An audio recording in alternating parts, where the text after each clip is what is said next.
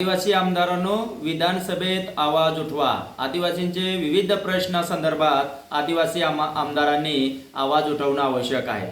अनेक वर्ष झाली, म्हणजे 8 वर्ष झाली। 6 जुलै 2017ला सर्वोच्च न्यायालयाने निकाल दिला की जे बोगस लोकांनी आदिवासींच्या नोकऱ्या हडप केल्या त्यांना सेवा संरक्षण देय ठरत नाही असा निकाल देऊन 8 वर्ष उलटली तरी सुद्धा 12,500 पदेही भरलेली नाही।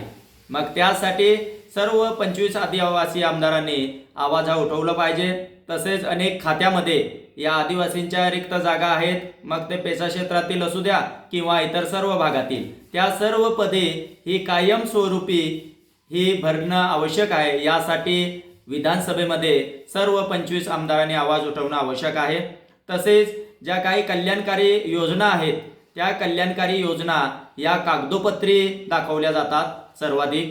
तर त्यासाठी कल्याणकारी योजना अनेक कामेही मंजूर होतात, अनेक लाभार्थ्यांची लाभ हे मंजूर होतात, परंतु 2-2, 3-3 वर्ष होत असतात ते त्यांचा निधी त्या लाभार्थ्यापर्यंत मात्र पोहोचत नाही आणि कागदोपत्री किंवा आदेश मात्र लाभार्थ्यांना निघतात। मग ते प्रकल्पांतर्गत असू द्या, पंचायत समितीमध्ये असू द्या किंवा जिल्हा परिषद असू द्या किंवा इतर खात्यातील असू द्या, तर लाभ मात्र मिळत नाही।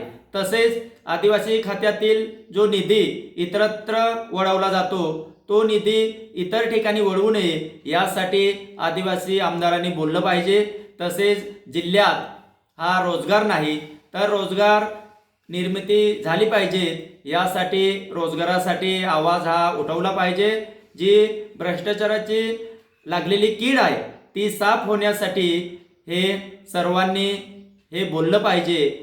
तसेच या ठिकाणी अनेक काही जे गंभीर प्रश्न आहेत, अनेक 2-2, 3-3 वर्ष हे रस्ते पूल मंजूर होतात, परंतु 2-2, 3-3 वर्ष हे रस्ता होत नाही, पूलही होत नाही किंवा तो रस्ता किंवा पूल गायबच होतं, कागदोपत्री मात्र आहे असं जे होतं। त्या संदर्भात सर्वांनी आवाज उठवला पाहिजे आणि जे काही पदभरती आहे आदिवासींची, तर ती पदभरती किंवा इतर गंभीर प्रश्नासंदर्भात हा आदिवासी 25 आमदारांनी बोललं पाहिजे। या संदर्भात मी सर्व 25 आमदारांना विनंती करतो।